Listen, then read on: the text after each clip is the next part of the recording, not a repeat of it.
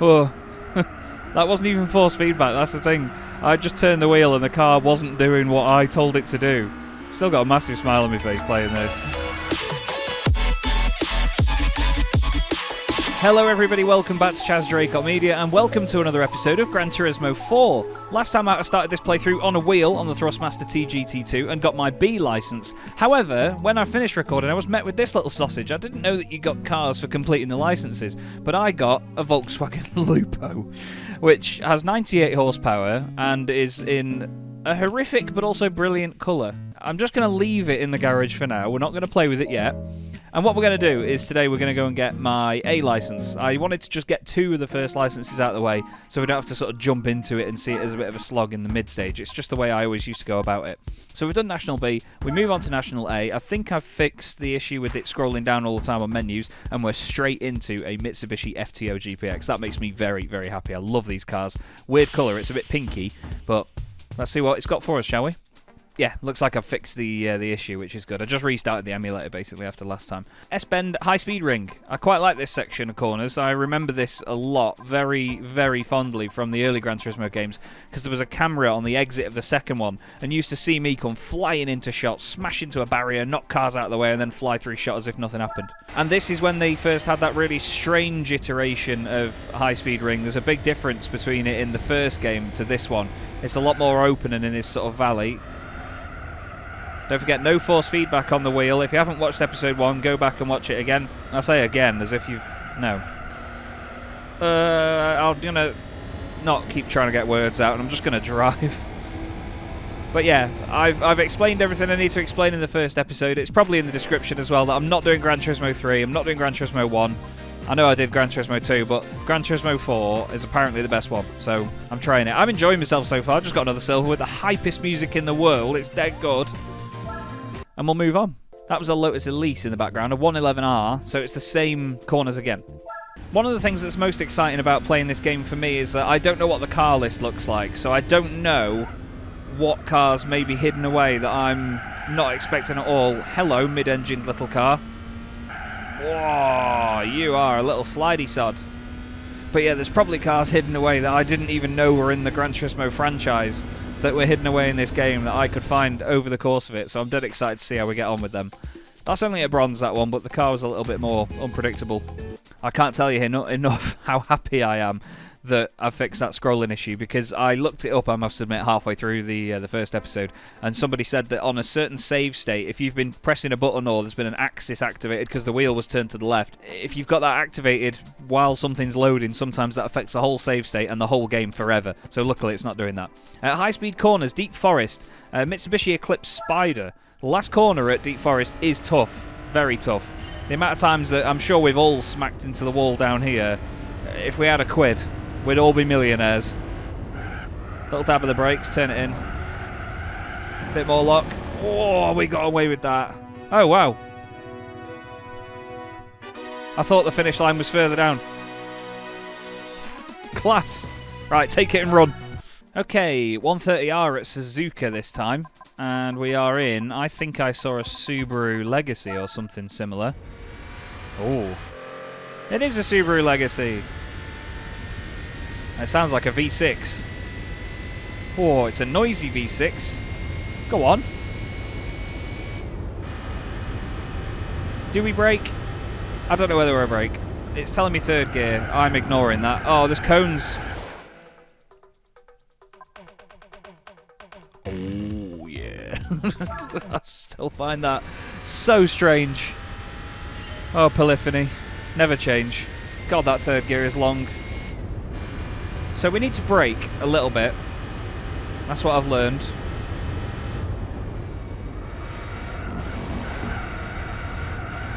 Don't touch those curbs, cones, whatever they are. Oh, just so close to a gold, actually. Definitely didn't make that chicane. Okay, sound. And now we've got a guide run at Grand Valley East.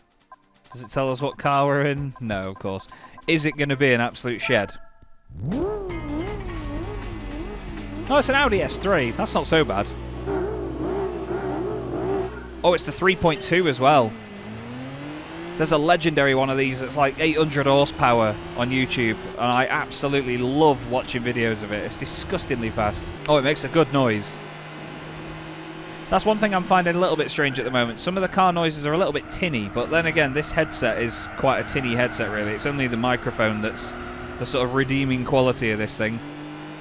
Now we're doing a full lap behind the skyline, and I tell you what, this car has got more poke than a lot of the things we've been driving. Ooh, that's not good. That cone just got absolutely annihilated.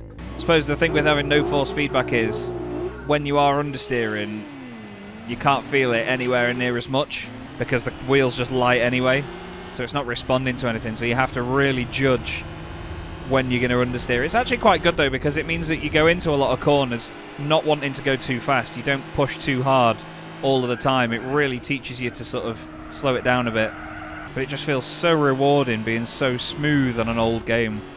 Don't know why. I think it's just because a lot of the driving and the sort of controlling of the vehicles in games like this, it was always undermined by the fact that they were so janky left and right all the time, because you're either on a D-pad or on an analog stick that was just going so quickly, fully left or fully right.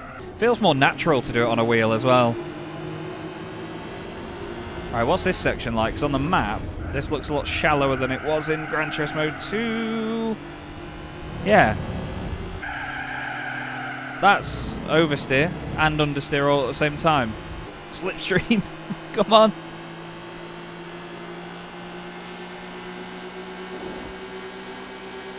All the way up the revs. Oh, it's not quite a gold. 131, 129. That's not bad, though. I'm quite happy with that. Okay, complex corners, intermediate one. Twin ring Motegi. So this is sort of later on in the lap, I'm pretty sure. And it doesn't tell us what car we're in. What is this? Oh, it's an SLK. It's the car whether they couldn't decide whether it was going to be a square or a triangle. And it's, well, they decided it was going to be understeery. Then again, I think it's down to something that I mentioned in Gran Turismo 7 in some of my GT Planet content, is that there is no sense of speed in a lot of Gran Turismo games when you're on, like, an external camera. Sometimes on this one, this one, it can feel fast, but on a roof cam, no. It's still silver. That's with quite a big moment as well, actually, so I'm happy with that one. See what I mean, though? They couldn't decide whether it was a square or a triangle. The back of it's square with triangle rear lights, and then the front is sort of these weird, sort of half-pointy square lights. And the whole thing's like a doorstop anyway. Ooh. Don't know if you heard that, but there was something very spicy driving down the road then. Okay. We are now going to the Nürburgring. The Nürnberger Ringen. What bit is that? Can't quite... Oh, we're in a Gloff. Ah, I know where this is.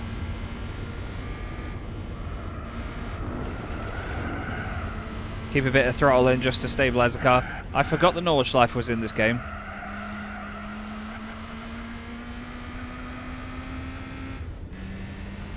Oh yeah, not bad effort at all. Why did I think it was silver?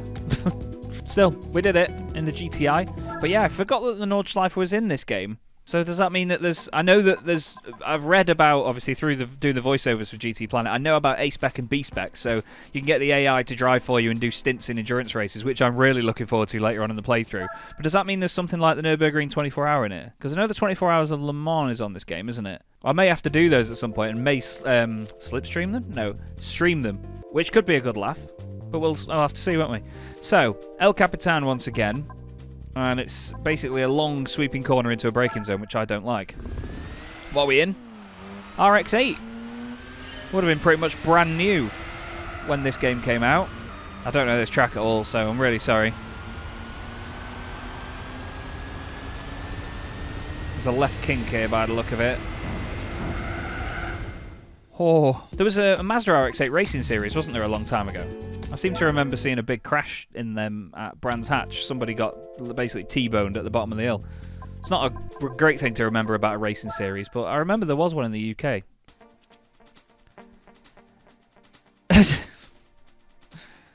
This game, man. Coffee break is knock over cones in a spiral. Are we in a Daihatsu Copen? Oh, God, it's worse. I don't want to drive this.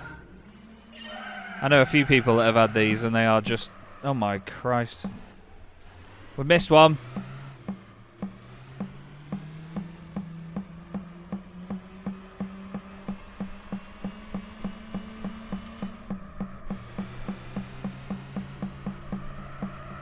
Missed some. Ah. God, imagine trying to do that on a controller.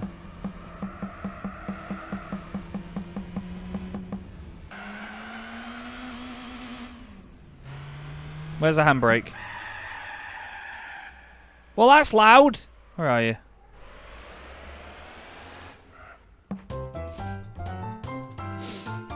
What is this game all about, mate? I think it's safe to say that we're going to do that again.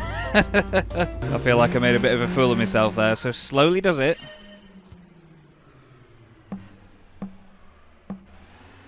Right, get that initial turn in and then we're good. We're good.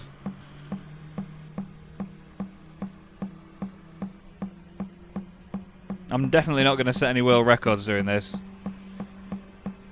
What is this thing, man? Oh, second gear. Fancy that. Oh my, I'm concentrating so hard. This is meant to be a coffee break, not an anxiety attack. Come on.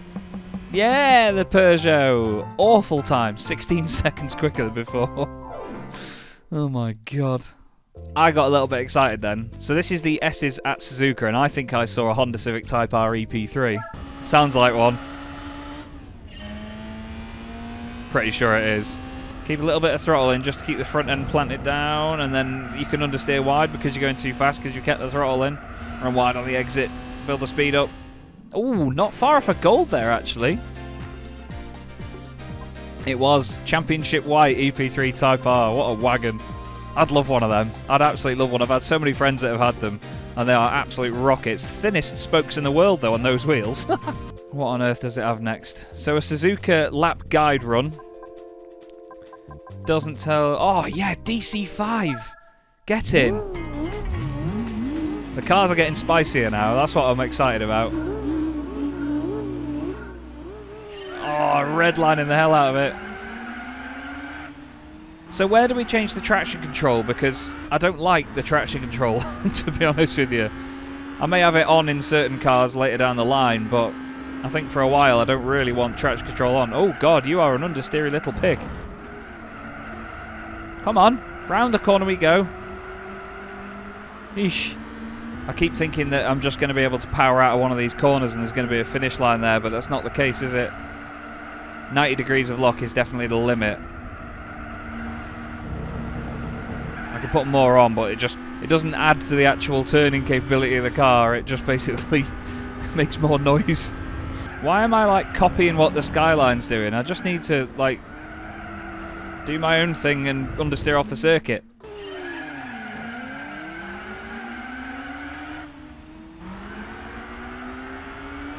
God, it spins up mad in second. Oh. That wasn't even force feedback, that's the thing. I just turned the wheel and the car wasn't doing what I told it to do. Still got a massive smile on my face playing this. It's just so lovely being able to be so smooth on a game as old as this. I think the fact there's no force feedback actually helps that feeling because there's no fight back from the wheel whatsoever. And obviously these games and these time limits and so on are primarily set for you to be able to do it on a controller where all of your inputs are going to be really notchy and all over the place and a bit sporadic. But it still had the facilities and the capability to teach you how to smoothly drive a car. Which is just... that's why Gran Turismo's cemented itself as one of the all-time greats, you know. That's why it's as legendary as it is. I can't wait to get racing, though. I know that, you know, these first two episodes might be a bit of a slog, but it's just to sort of build up the format, get you used to watching me on a wheel, for one.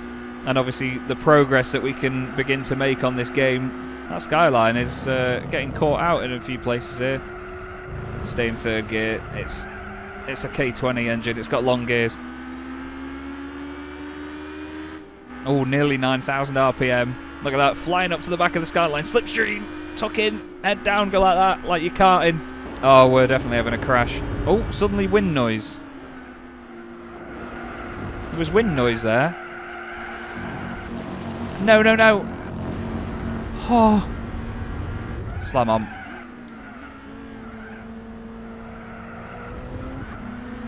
See what I mean about the sense of speed though? Like, it felt like we'd come to a stop there and we were still doing 45 mile an hour. Hey, I think we've smashed that time, you know. Wow. Absolutely nailed it. Or is the start finish line here or further down? It's there. Gold. Get in. License Warthog. Get it? Okay, dirt surface again. I thought I said appalled dirt driving. It will be appalling though. I'm not going to lie. Doesn't tell me what car we're in. I don't know why that's the only information I'm looking for. I should actually read the description. Figure out what I'm doing. Did those spectators just dive out of the way when we got near them? Because that is really cool. They absolutely do. Oh my god, that's such a cool little detail. I only just bronzed it. Look at what are you doing there? Oh, they were the guys that meet you at the end. The fact those spectators jump out of the way is so cool. I'm doing that again. I want to see that again. Look, the guys move out of the way on the left, and then that's really cool. Honestly, like, what a weird little detail that is. Still a bronze, but oh, we definitely ran those guys over.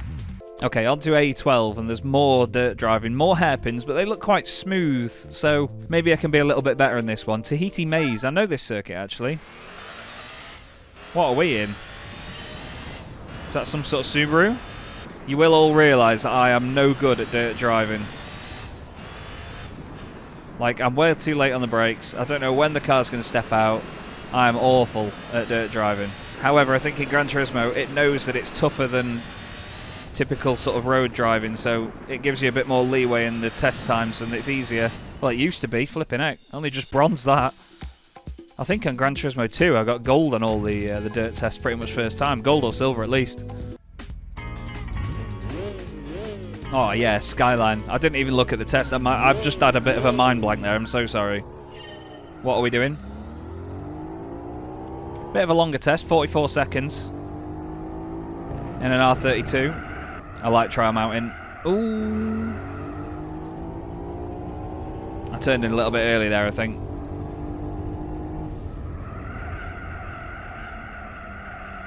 What on Christ's earth was that understeer? Okay. I always thought that was a much quicker corner than that.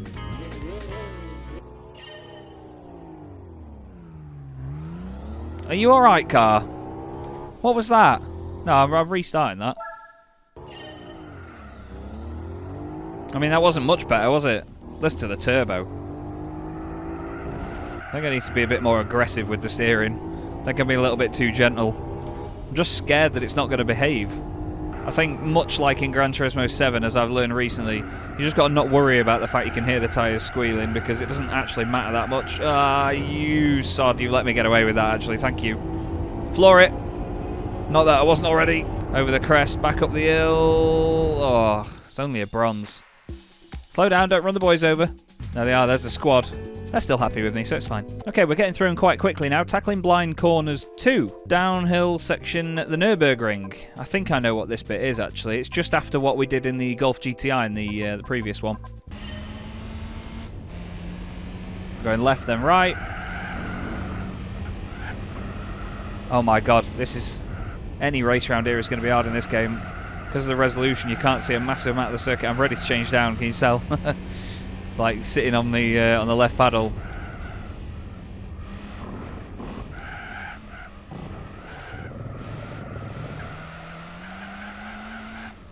Didn't even check what car we were in. Oh, it's a TT. Not bad, not bad. Still bronze, but not bad. Okay, so we've got a lap guide run now before the graduation test. This is Trial Mountain. Does it tell us what we're in? And Mazda Atenza 23Z. Okay. Obviously the Atenza is, in Europe, the Mazda 6. Quite like them actually, I like that shape anyway. I'm not much of a fan of the newer ones, but I do like this shape of them. I think there was a fantasy sort of touring car in this shape and it looked awesome. Right, how fast can we go through here? Pretty fast actually. Well, faster than the Skyline. It's this part of the circuit I can never get right though. Just Don't know what it is, but this next corner, it's a little bit off camber, so you feel like you're never going to get the turning capability you want. I always thought it was a very smooth corner, but it's actually more of a 90-degree right, actually. Come on, all the understeer in the world. On the power now. Straighten up as soon as you can. Change up as soon as that red light comes on. Just realised I'm sat quite far over to the left, but I've got a mat underneath my seat and it's now sunk into it, so I can't move. It's a strange thing to become very conscious of when you're halfway around a lap of trial mountain, but that's just how my brain works. I like this bit. This is my favourite part of trial mountain. Over the crest here, the car wants to pull to the left because you're going over the crest, you're on the brakes, it's trying to over-rotate that way, and you've got to try and drag it round to the right, and if you get that corner right for the run down the hill, it feels so good. Hate this corner though. The car compresses like mad, you get loads of tyre noise, I'm imagining. And you understeer off. What's the chicane? Yeah, the chicane based on the map is the same, yes. The same as it was in Gran Turismo 3 and the earlier ones. I can't remember which game it was where they changed it. All over the back of the skyline, across the line, and it is a gold by 0.4 of a second. That's such odd music. But again, that's just polyphony for you, innit? On to what I think is now the graduation test, is it not? The finale, number 16. Graduation test indeed. Okay. What track is that? It is the Nürburgring. Just after the carousel. What car? Doesn't say. Oh, it's an RX-7. Oh, she sounds divine.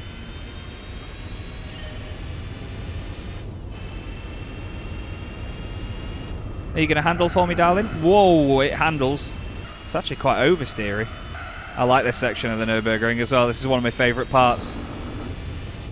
This little right-left here is savage.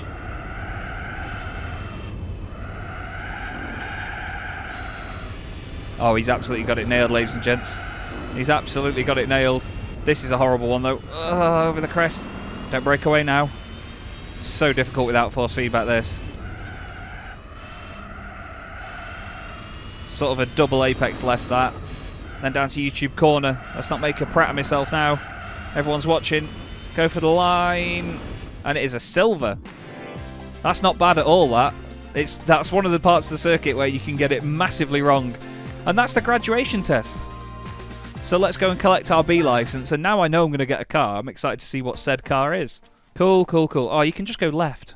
In the old game, the menu didn't wrap around, so you couldn't do that. But again, they must have thought of everything after Gran Turismo 3.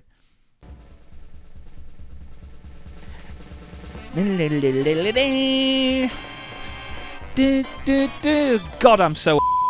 National A license complete. Just realised that my mic's clipping like mad. And we did it. National A license. 2 licenses down. And we're going to continue on in the game after that with racing instead of doing more licenses. I don't want you all to get bored. What have we got? A Pontiac Sunfire GXP What on God's earth is that? Why are the wheels 10 inches? I've never wanted to sell a car so fast in all of my life. Thanks, Gran Turismo 4. But that is all for this episode, everybody. Not going to look at that anymore. Thank you so much for watching. Really hope you're enjoying this so far. Of course, we will move on next time. We will actually get racing. We're going to get a car. We're going to get sorted. Thank you very much for watching. I'll see you in the next episode.